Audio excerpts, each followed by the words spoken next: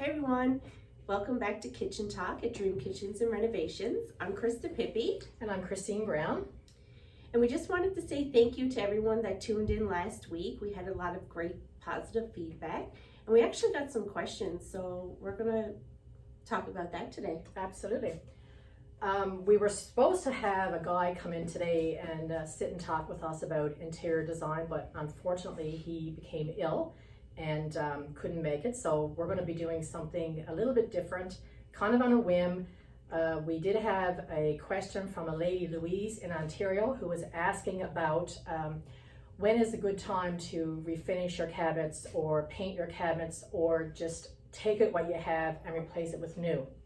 So we're going to just talk about that for a little bit here and get started. So in my opinion, Krista, I don't know about you, but my biggest fear with refinishing cabinets is the age of the cabinets for one, the wear and tear, water damage and contamination. That all makes a big difference when cabinets are being refinished. I suggest getting a door and doing a sample door first and then seeing how that unfolds. What are your thoughts on that? Well, I find if we do the refinishing on a door where we use lacquer-based paint, a lot of the times you are going to get a reaction with the paint, and it's going to get kind of like an orange peel feel on it. So my suggestion, and I've done it myself in a house, I refinished a set of cabinets. They were oak. I did the same thing last year. Okay. Yeah. So I kind of like just sanded them down, just get a little bit of the stuff off it. And I used this thing called Cover Stain. I just got it at Home Depot. Kind of acts as a primer. Make sure you do it outside because I was pretty happy for a couple of weeks after doing that in my house. Yeah. And then you could just use a regular paint and just kind of paint it yourself. Okay, so you painted yours? Yes. Okay, I had mine refinished, but it was a black glaze. Oh, okay. So I too went from a natural oak set of cabinets to black glaze. Right. Changed up my countertops, my handles, my hinges, and at the end of the day, it looked like a brand new kitchen. Right. But again, I mean, if you have doors, especially around your sink area where there's water, and if there's a lot of water damage, the doors, they don't take to the stain, they don't take to the paint as much. Right. Did you find when you painted your oak cabinets that you got the grain of the oak showing through your paint, or was it? You could see it bleeding through a little bit, but where it was a paint, it wasn't overly noticeable. Standing back looking at it, you wouldn't notice it. Absolutely. But I find too, like if you're going to refinish your cabinet, you almost have to decide where you are with the house. Right. Is this your forever home? Is this somewhere that you're just planning on staying a few years, or you're going to rent it? So if you're getting into the expense of changing your countertop and your handles and doing all this, it would probably be worth your while to get a price even just on replacing it. That's right. And you'd be pleasantly surprised on the difference. It's not that much. I agree 100%. You know, refinishing is not cheap. I didn't get the kit from Home Depot or whatever. I had a professional guy that does refinishing come in and do my cabinets. Right. And it wasn't overly expensive because he was a friend of mine as well. So I kind of got a break on the pricing and that. But for anybody who's looking at refinishing, there is a lot involved in refinishing. There is. And like you say, especially if you're looking at replacing your countertops, your handles, your hinges, at the end of the day, all that's left to replace is your boxes. Right. And that really is the most cheapest part of your kitchen when you look at that. So yeah. And I mean, you don't really have to go in and start moving stuff around. You can use the same footprint. That way you're not getting into electrical and plumbing and all that stuff, That's exactly right. So you're not getting any of those surprises along the way. That's right. So hopefully that answers Louise's question. Thank you for sending that in, Louise. It was great hearing from you. Yes, and if anyone else has any questions, feel free to let us know and we'd love to answer them for you. Absolutely. So what do you want to talk about today?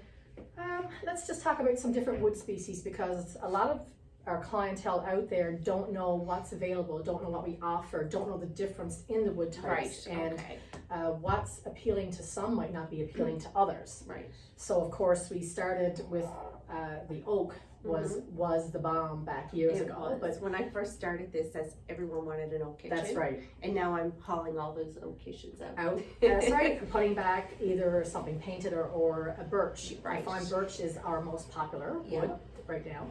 But wood is making a comeback. It is. Like a lot of people want the white kitchens or the gray kitchens, but we put like some wood floating shelves Yes, or a wooden absolutely. island, and I love butcher block.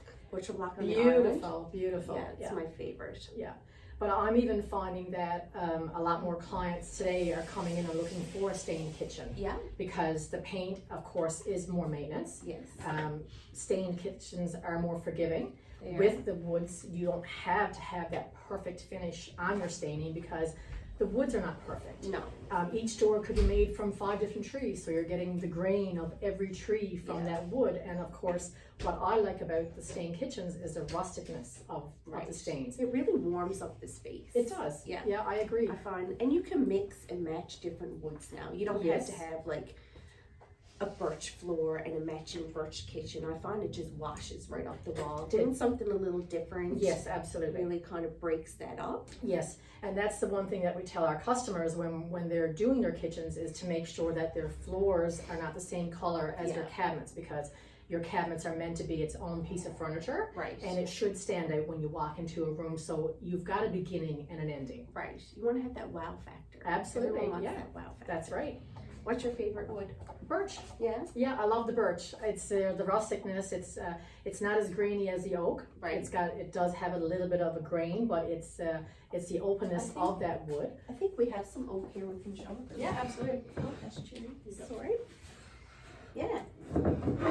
So this is this is a butcher block, but it'll kind of show you the wood. Mm-hmm. It does have a lot of grain in it, so you're going to get a lot of different variations in color if you stain it, or even in the natural, it really brings out the different colors in the grain. It does, yeah. So that's the birch. And this is the birch here that I like. Again, it's a very clean wood, not as grainy as the oak, but it is enough that you get your difference in your staining. Right.